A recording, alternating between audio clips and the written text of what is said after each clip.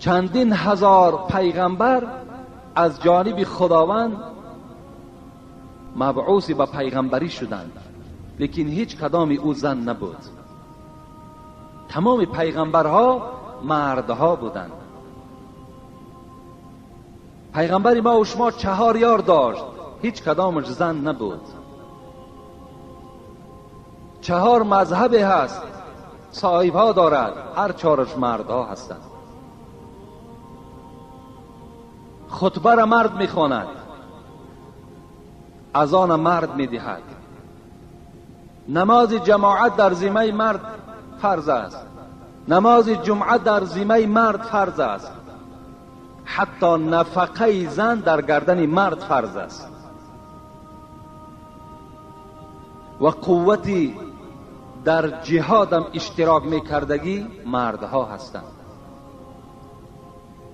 بین چقدر برتری های در مردها وجود دارد. از این خاطر پروردگار ما و شما مردها را قوامون علی النساء گفت. شما ای مردها حاکم زنها هستین و شما را نسبت زنها ما برتر می شماریم، زیرا این اوصاف، این حالت هایی که من بیان کردم اینها را شما صاحب هستید. و حتی خداوند در سوره یوسف و الفیا سیدها لدى الباب گفت. بین سیدها 8 ضمیر به سوی زلیخا هست، لیکن سیدش شوهر زلیخا این عبدالعزیز است. یعنی خداوند در این آیه یوسف هم سیدها، سید خوان مرده، شوهر سید گفت، یعنی سردار حاکم زن که هست این شوهر است.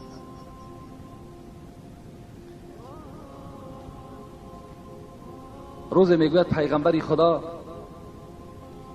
همراه اصحاب، از آن جمله عبدالله فرزند بریده که از پدرش این حدیث روایت میکند، میگوید همراه پیغمبر خدا بودیم. بناگاه میگوید نزد پیغمبر یک اعرابی آمد. اعرابی گفته همون شخصانی که بادیه‌نشین هستند، یعنی در صحراها زندگی میکنند، در کوها خیمه دارند، در اونها زندگی میکنند.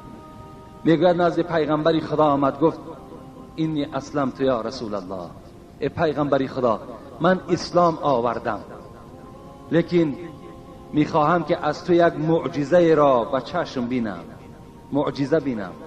معجزه گفته چی را میگویند؟ معجزه آن چیزی را میگویند که فقط از عهده اونها پیغمبرها میبرآمدند. مردم عادی از معجزه عاجز هستند. مثل که حضرت عیسی معجزش همین بود که مرده را زنده میگردانید، یا حضرت موسی معجزش این همان عصایی که در دست داشت امرش میکرد اژدها میگردید، و هر چیزی که امرش میکرد همان عصا به او مبدل میشد. این معجزه بود. پیغمبر ما و شما معجزه های زیاد دارد. حتی حضرت انس میگوید باره با پیغمبر خدا بعد عصر بود، در یک بیابان میگوید ما سیاحت داشتیم، سیاحت هم نداشتیم بلکه آب میکافتیم تا که طهارت کنیم و نماز عصر ادا کنیم. هرچند جستجو کردیم حضرت انس میگوید نیافتیم. بعدا پیغمبر خدا گفت که آب طهارت مرا نزد من بیارید. وقتی آب طهارت پیغمبر میگن نزد پیغمبر آوردیم، پیغمبر خدا بسم الله الرحمن الرحیم گفتن و انگشت ها را میگه در ظرف آبشان انداختن. این از کتاب معجزات پیغمبر من و شما بیان دارم. اینا افسانه نیستن، اینا حدیث های صحیح پیغمبر خدا هستند. میگوید پیغمبر دست ها را در همون ظرف آب انداختن و یک زمان میگوید از دست های او چنان آب میریخت که دیگر حد نداشت. از هر یک انگشت مثل باران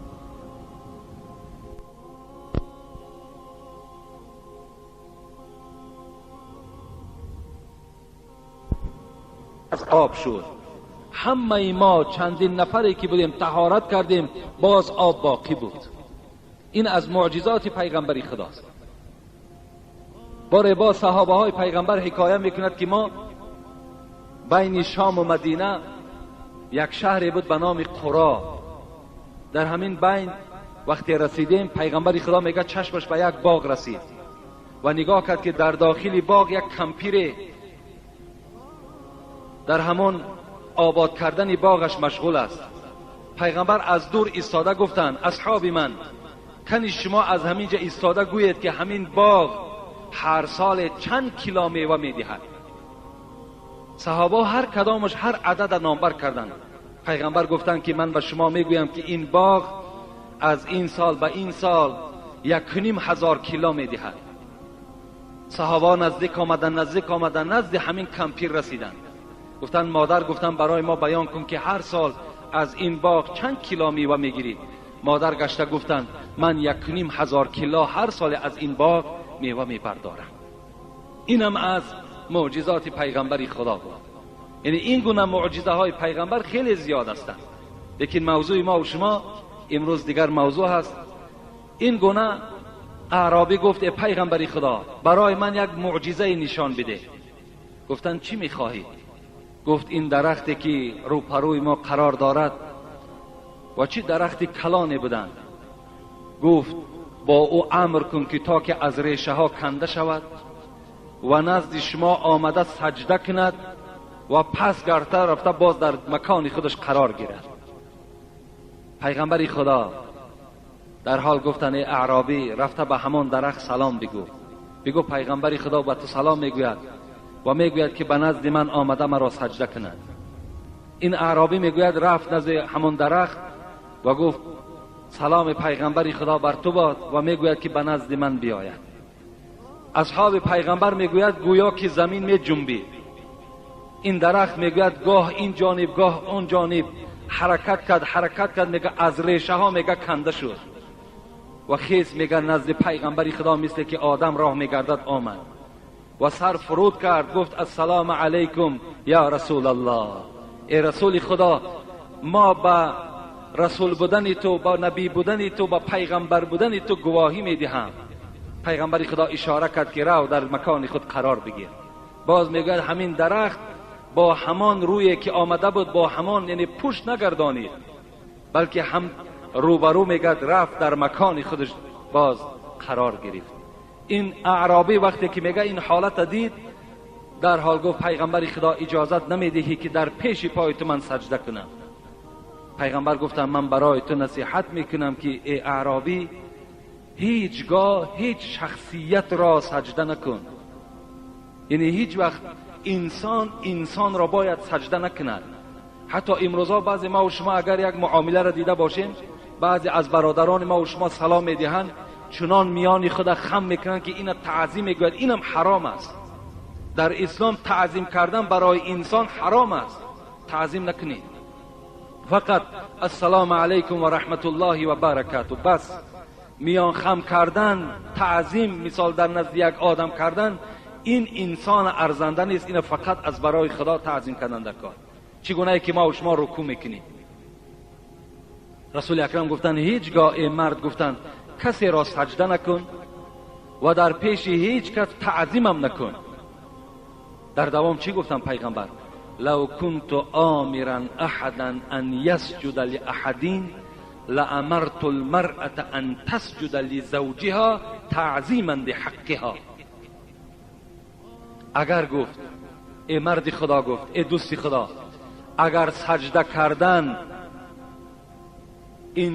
انسان را جایز میشد هر آینه امر میکردم این که زنها شوهرهای خود سجده کنند تعظیما لحقه، یعنی از روی آن عظمتی که خدا به این مردها داده است، این بزرگی که خداوند به مردها داده است، اگر سجده کردن انسان جایز میشد ای دوست خدا من امر میکردم که زنها در پیش پای شوهرها سجده کنند. لیکن افسوس که انسان سجده کردنش جایز نیست. اینم یک حدیث پیغمبری خدا دلالت بر چی میکند؟ دلالت به بزرگی مردها میکند، دلالت به عظمتی شما میکند که باید این بزرگی و این عظمت هر مرد در خانه خود باید صاحب باشد. رسول اکرم میگوید اعظم الناس حقا علی المرأة زوجها و اعظم الناس حقا علی الرجل امه. و مردها از همه در حقوق بلند کی دارند؟ مادرهاشان دارند. پیغمبر گفتن از همه حقوق بلند در ذمه مردها این حقوق مادرشون میایستد که باید مادر را به نهایت احترام کنند، بعد از آن پدر. لیکن اعظم الناس حقا علی المرأة زوجها، پیغمبر گفتن بزرگترین حق بالای زنها این شوهرهاشون میایستد. ببین تا زمانی که اونها شوهر نکرده بودن بزرگترین حق پدر و مادر و برادرش داشت، لیکن وقتی که زن شوهر کرد آن حقوقها همه بیکاره شد، بلکه همه حقوقها رجوع به سوی شوهر کرد. دیگر از پدرم دیده، از مادرم دیده، از برادرم دیده، در نزد زن باید که شوهر با قدر باشد، باید که سخن شوهر در سطح اول ایستد، نه سخن پدر و مادر و برادرش. بین اگر ما و شما مختصرخوان باشیم کتاب طلاق نظر کنید، اگرچند این عباره مختصر شرح الوقایه میگه، هدایه هم تصدیق میکند که مرد وقتی که زن میگیرد حقوق دارد که برای خسر و خوشدامنی خود، یعنی پدر و مادر زن، فرمان برآورد که شما حقوق دارین که در این جمعه به این جمعه یک بار دخترتون را زیارت کنید. این شوهر حق دارد. این عباره مختصر است. میتواند مردها چنان وظیفه دارند که پدر و مادر زن شگوید که از این جمعه به این جمعه یک بار دخترت زیارت کنه خلاص. لیکن دادری او را، برادری او را، عمک و تقا و خواهری او را شوهر حقوق دارد، میگوید مختصر میگوید که در یک سال یک بار اجازت چون دهد. میگوید که در یک سال یک بار حق دارین که آمده این خواهرتان است، اپتان است، خیشتان است، شما خبر گیرین. این حقوق های شوهر است. این عظمتی شوهر را نشان میدهد. این حقوق خداوند به ما و شما داده است. این نه داده یگان حاجی است، نه یگان پیشنهاد شیخ داملا است، نه پیشنهاد یگان قانون حکومت است، بلکه پیشنهاد خدا و پیغمبر اوست که خداوند این بزرگی و این عظمت به همه شما داده است. باید که شما از این قانون خودتان استفاده برین، شما گناهکار نمیشوید. حضرت انس میگوید که پیغمبر خدا گفتند ایما امرأة صلت خمسها و صامت شهرها و احسنت فرجها و اطاعت بعلها فلتدخل من ای ابواب الجنة شاءت. پیغمبر خدا چنان حدیث بیان کردند که کدام زنی که اگر خواهد که فردا به یگان سؤال و جواب وارد جنت شود، مرحمت این سخن معلمش، این سخن پیغمبرش برای او چی است؟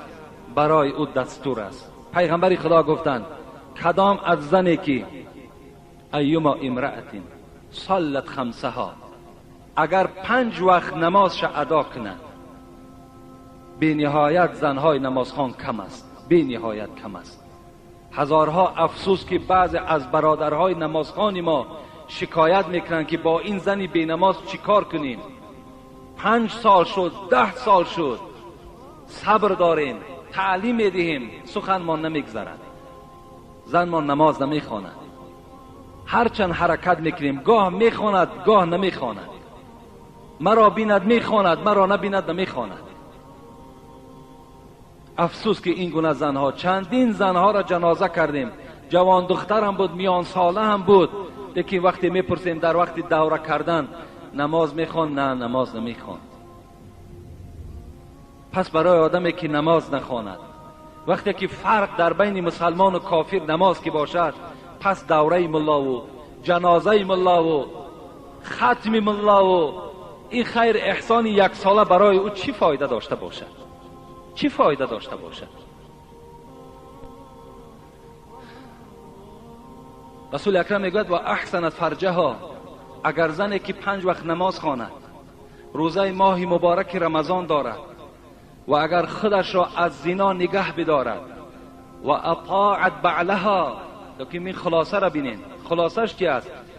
بعد نماز، بعد روزه، بعد خودش را از زنا نگه داشتن، اطاعت بعلها، شوهرش اگر اطاعت کند داخل شود جنت را از 8 دری که میخواهد، از کدام دروازه‌ای که میخواهد. همه دروازه های جنت برای این زن حلال است، مرحمت وارد جنت شود. لیکن اگر زن نماز خواند، روزه گیرد، تهجد خوان باشد، خدا ترس باشد، بر زنا دست ندهد، لیکن شوهر از او راضی نباشد، وی وارد جنت نمی شود. همه حل کننده برای شوهر فقط چی هست؟ این راضیگی شوهر است. باید شوهر از او راضی باشد. چگونه که پیغمبر خدا میگه رضا الزوج فی رضا الله و سخط الزوج فی سخط الله. اینا پیغمبر خدا گفتند. حدیث پیغمبر است که رضاگی شوهر رضاگی خداست. اگر کدام زنی که خواهد که خدا از او راضی باشد، شوهر راضی کند. و غضب خداوند غضب شوهر است. اگر شوهر بالای کدام زنی که غضب کرد، خداوند بالای او زن البته غضب میکند. و آخر دعوانا ان الحمد لله رب العالمین. پروردگار مهربان ثواب این احادیث های پیغمبر را در نامه اعمال این جمعیت ما، این گوش کننده ها خدای کتابت بفرمایی. و خدای مهربان امروز زنهای ما را پیرو قرآن و پیرو احادیث های پیغمبر خدا بگردانی. آمین یا رب العالمین.